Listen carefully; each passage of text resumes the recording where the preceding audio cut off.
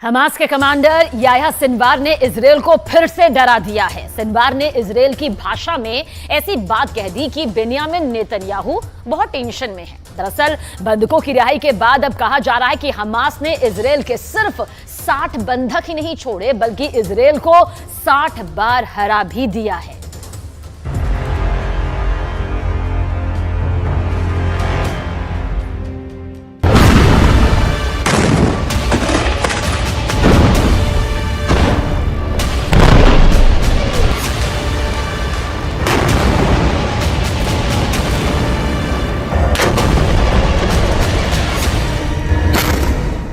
Cease fire टूट गया जब युद्ध विराम बढ़ाने पर हमास और इजरायल राजी हुए तो गाजा में तैनात इजरायली सेना के टैंक और तोपों ने बमबारी कर दी। शेख रदवान इलाके में धमाके हुए और दहशत फैल गई कि युद्ध फिर शुरू हो चुका है।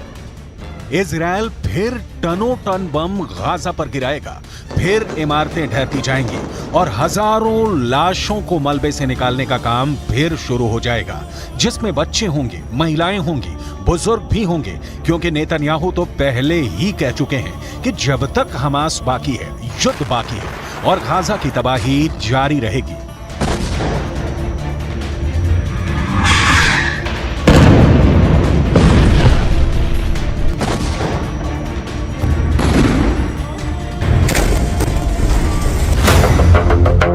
यानी सीज फायर की उम्र ज्यादा नहीं है और अब शेख रदवान में हुए हमलों ने बता दिया कि सीज फायर टूट गया है।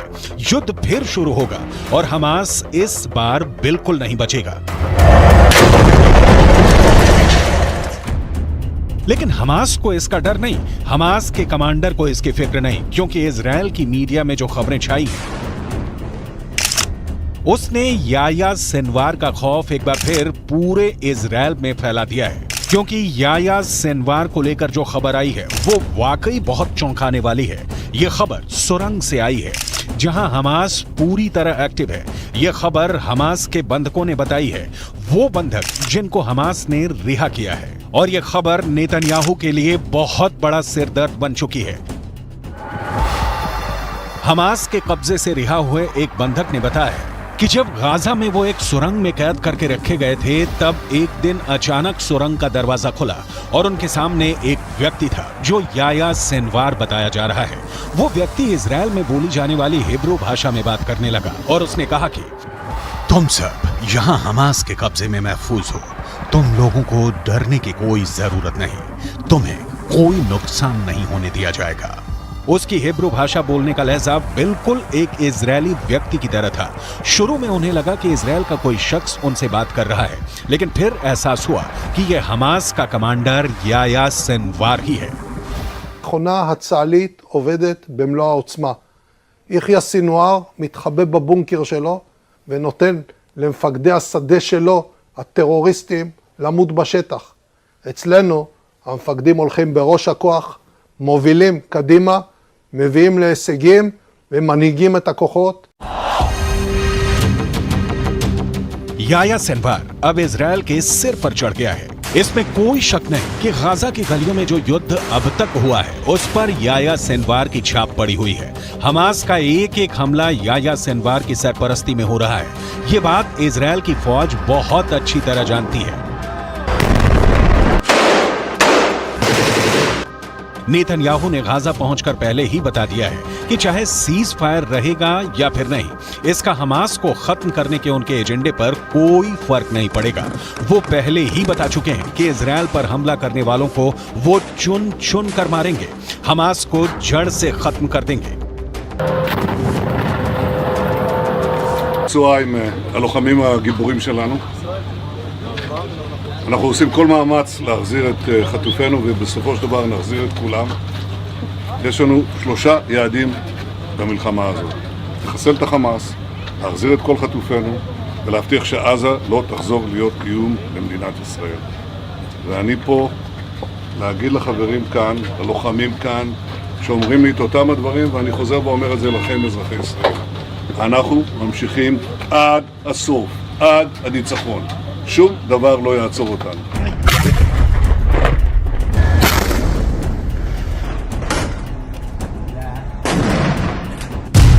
यानी हमास का पक्का इलाज होगा, हमास को पूरी तरह खत्म कर दिया जाएगा। इसकी 100% वाली गारंटी नेतन्याहू बार बार दे रहे हैं।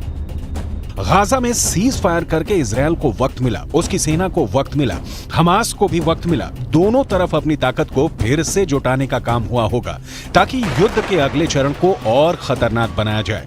लेकिन इन सबके बीच सबसे बड़ा चैलेंज याह्या सिनवार बन चुका है। याह्या सिनवार जब तक जिंदा है, नेतन्याहू जीत का दावा नहीं कर सकते।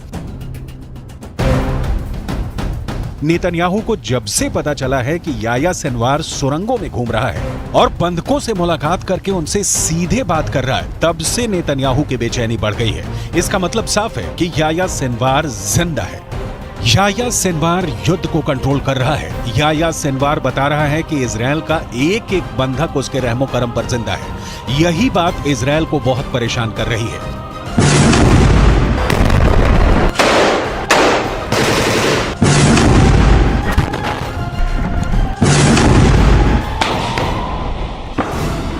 याह्या सिनवार के ऑर्डर पर हमास कुछ भी कर गुजरने को तैयार है। सिनवार की बहुत ही खास स्ट्रेटजी है जिसके आगे अभी तक इजरायल नाकाम ही साबित हुआ है।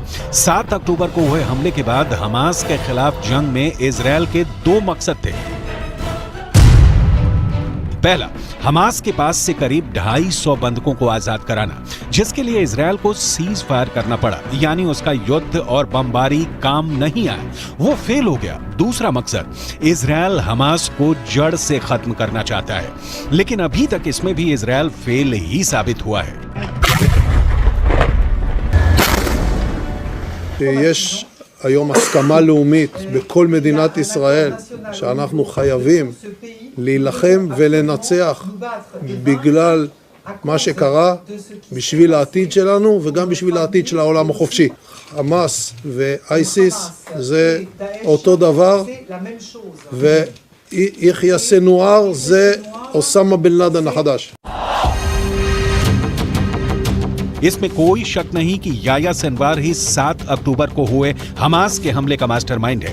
उसी ने साजिश रची, उसी ने टारगेट चुना और अब वही गाजा से सब कुछ कंट्रोल कर रहा है।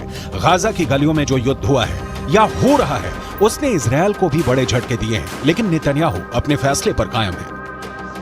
ישבתי עם סגן הרמטכ"ל, עם המפקדים, ועל הקיר היה כתוב עם ישראל חי. אז עם ישראל חי, ועם ישראל גם מנצח. בזכותכם, בזכותכם. תודה לכם. बंधकों को छुड़ाने वाले सीज फायर के बाद वो हमास पर 10 गुना तेज हमला करेगा। फिर हमास के पास न बचने का रास्ता होगा न भागने का। गाजा की गलियों में युद्ध के दौरान हमास ने भी बड़े बड़े दावे किए हैं।